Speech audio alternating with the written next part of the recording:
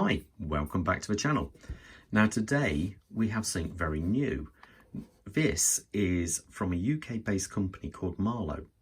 Now this company has only been around for 6 years and already they have a good selection of watches on their website. This one is part of a Solent range. This is the, I believe it's the Windward model, and I'm quite taken by it.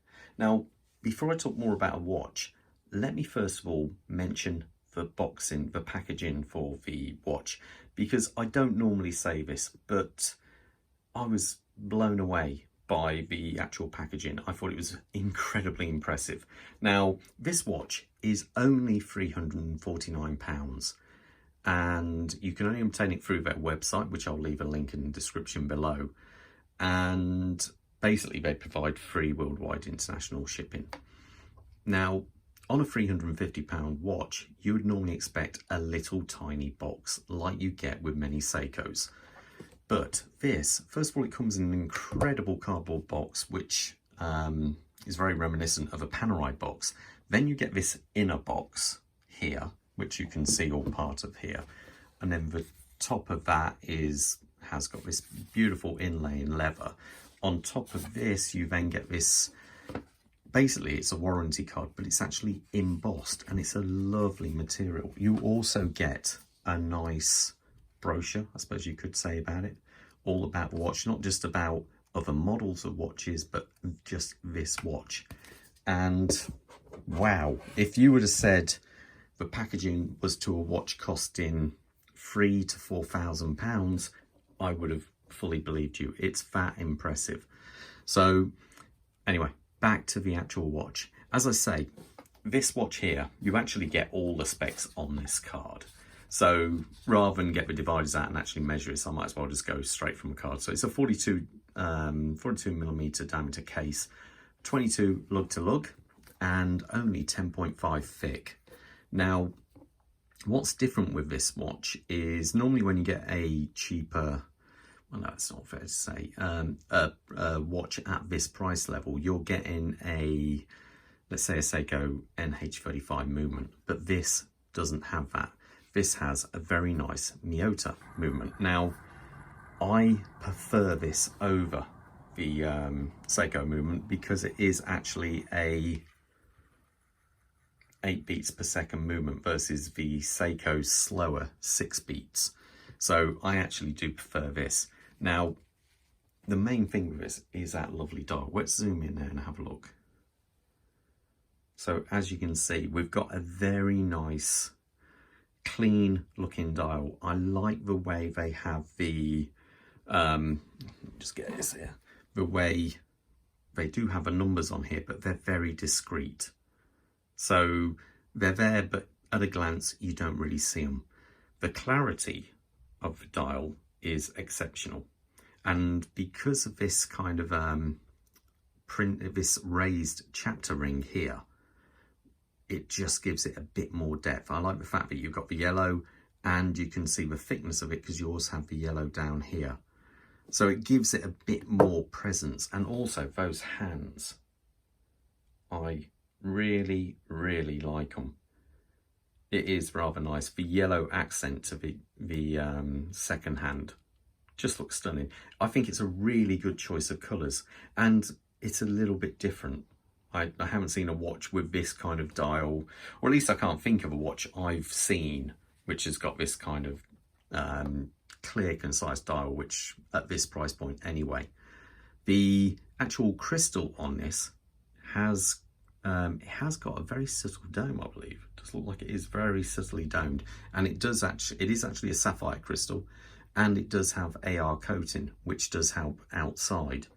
The actual sweeping of a second hand, I don't know if you can see it on there, is quite smooth. That's where that Miyota movement with its 8 beats per second really comes into its own. It's equivalent to a Rolex or an Omega, which beats at that beat rate. What I mean by this, if you actually have something like with the Seiko lower end movements, you get more of a judder to that. Now, one thing I would say, it does actually state that the accuracy of this watch is -10 to +30, But I put this on my time grapher, and realistically, it's running at -2 seconds. Or on the wrist, I find it's pretty well absolutely cock on. So you're talking chronometer spec accuracy, at least with the one I've got. You know, I can't say for definite what you have, but as a first impression, wow, that is really quite accurate.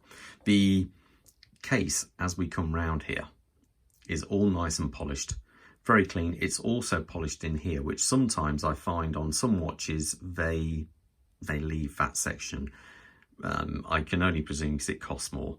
The actual crown, as you can see, is a concaved crown, which is signed. Now, it's not a screw down crown, so I say it's not screwed down, but you do still have 100 meters of water resistance, which, to be fair, I think is all you actually really need for day-to-day use anyway. This obviously isn't a diver's watch. Now, as we come out from the case, we've got this rubber strap, and I must admit, it's incredibly pliable. It is a lovely soft feel.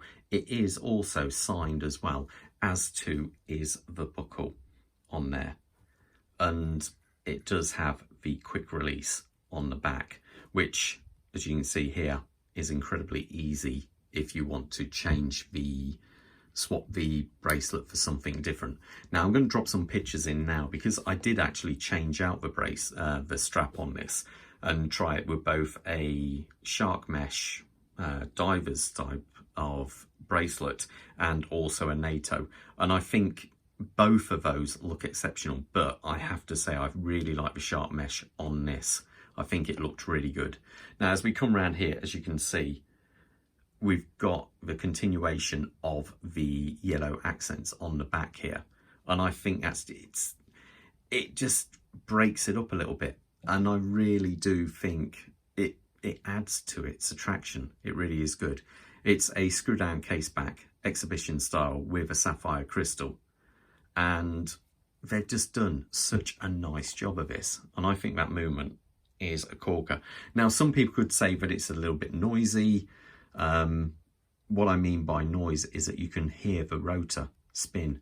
But I actually quite like that. I like the fact when it's on your wrist, every so often, you can just feel that rotor rotate. And it just feels like you have a beating heart of the watch on your wrist, rather than it just being so quiet. So let me actually put this on my wrist, and you can see what it looks like on there. Now, quick wrist, let me zoom out. Quick wrist check. I'm wearing a Corum jumping hour at the moment. Let me just put this on off camera because it's a tad bit easier. Now, I say my wrist size is about 7¼ inches, and there you go. That's it actually on my wrist. And it's really nice. This strap feels really soft. It's very pliable, but it doesn't grip onto like any arm hair or anything like that. It just feels right.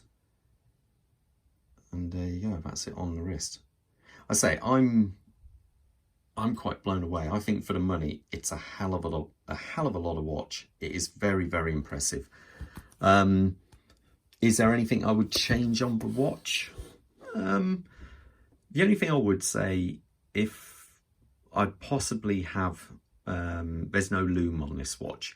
Now, I do like a bit of loom on a watch, but it's not that type of watch, but that's maybe one thing I would say, or maybe a slightly wider pin and clasp on here. I do prefer it a little bit more chunky, but that necessarily wouldn't suit this kind of watch. This does work, and I think it works very well. So for me, I think this is at the price an absolute star watch. I think the packaging is way out of it's punching way above its weight. So no, but there you go. That's my impression of the Marloe Solent Windward. I think it's a stunning watch. What do you guys think? Is it something you'd buy? Or what would you change if you had the chance? Okay, thanks for sticking around, and I will see you in the next watch review. Take care. All the best. Bye.